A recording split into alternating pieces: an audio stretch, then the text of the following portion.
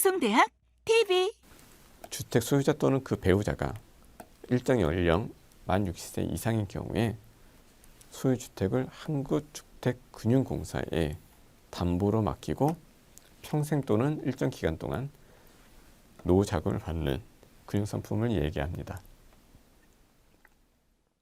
뭐 이걸 쉽게 얘기하면 본인의 집이 있어요. 이 집을 담보로 은행에 맡기고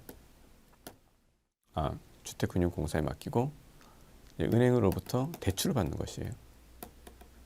그러니까 그 대출 금리가 있겠죠. 원래는 대출 금리를 감안해서 이제 암묵적으로 뭐 대출 금리를 내주는 건 아니지만 대출 금리가 그 상품 안에 녹아 있다고 생각하면 됩니다. 그리고 그것을 어떠한 계산을 통해서 만약에 내가 평생 연금으로 받고 싶다 하면은 거기에 어떤 계산을 통해서 이걸 얼마짜리 집이니까 뭐 이런 계산을 통해서 대출 금리는 이러이러하니 보니까 대출을 나눠서 지급을 뭐 얼마 할 수 있겠다. 뭐 이런 상품입니다. 그러니까 공짜로 돈을 매월 연금으로 지급해 주는 것이 아니에요. 자, 그럼에도 불구하고 뭐 장점이 있는 것이죠. 무엇이냐? 뒤에서 말씀드리겠습니다. 한국주택금융공사가 연금 갈자를 위해서 은행에 보증서를 발급을 하고 은행은 그 보증서를 바탕으로 주택연금을 지급을 하는 것이죠.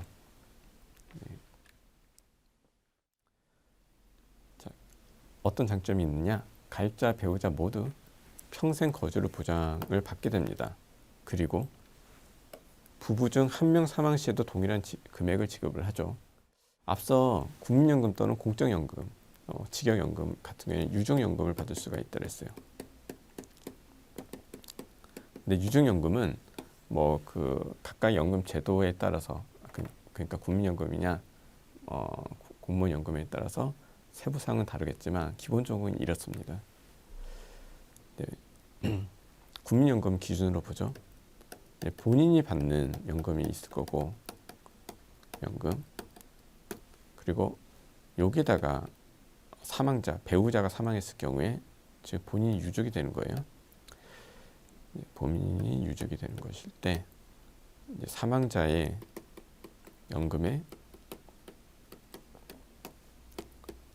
뭐 30% 이거는 지금 현재는 아마 30%일 텐데 바뀔 수가 있는 것이죠. 를 받거나 OR 또는 본인 연금을 포기하고 사망자 연금 곱하기 60%를 받는 거예요. 둘 중에 큰 값을 받게 되는 거죠.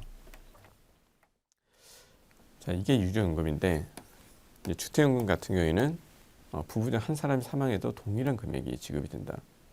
당연히 그래야 되겠죠. 왜냐하면 앞서 설명드렸듯이 본인의 집을 담보로 해서 이거는 어떤 소득 배분의 차원의 그런 연금이 아니에요. 앞서 얘기한 공무원 연금이나 또는 국민연금이나 그런 공적연금 같은 경우에 그리고 사적연금도 마찬가지예요. 사적연금도 약간 대수의 법칙이라는 통계적인 차원에서의 접근이죠.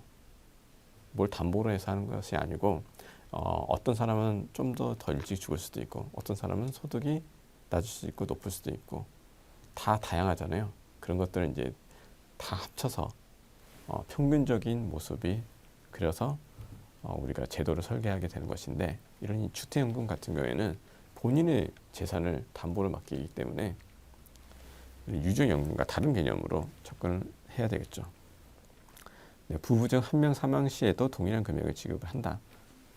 그리고 주택 처분했는데 나중에 상속을 하게 되겠죠. 만약 두 부부 또는 단독 세대일 경우에는 혼자가 되겠지만 모두가 사망을 할 경우에는 자식에게 또는 다른 상속자에게 상속을 하게 되는데 그럴 경우에 주택 처분이 연금 수령액보다 크면 이게 좀 반대가 되겠죠, 그죠? 자, 만약에 연금 수령액이 더 많았다 하면은 상속인이 청구하지 않지만 네, 주택 처분 결과가 여태까지 받은 연금액보다 더 많다. 즉 여전히 그 담보에 잔여 가치가 있다 하면 그 남은 잔여 가치를 상속인에게 지급을 하게 됩니다. 주택 가격에 대해서 옵션을 쥐고 있는 것이죠. 자, 주택을 다시 상속받고 싶을 때는 여태까지 납입된 연금 총액을 상환해서 상속권을 돌려받을 수도 있습니다. 자, 주택연금 지급 형식에 따라서 종신 지급 방식, 목돈 없이 월 지급금으로 평생 지급하는 방식이고, 네, 종신 혼합 방식은 수시 인출 한도 설정 후에 나머지를 월 지급금으로 받는 형식이 되겠습니다. 확정 기간 혼합 방식이라는 것은 연령별 지급 기간 선택 후에, 즉 어느 연령대에서는 얼마큼 받고 선택 후 일정 기간 동안만 지급받는 방식이죠.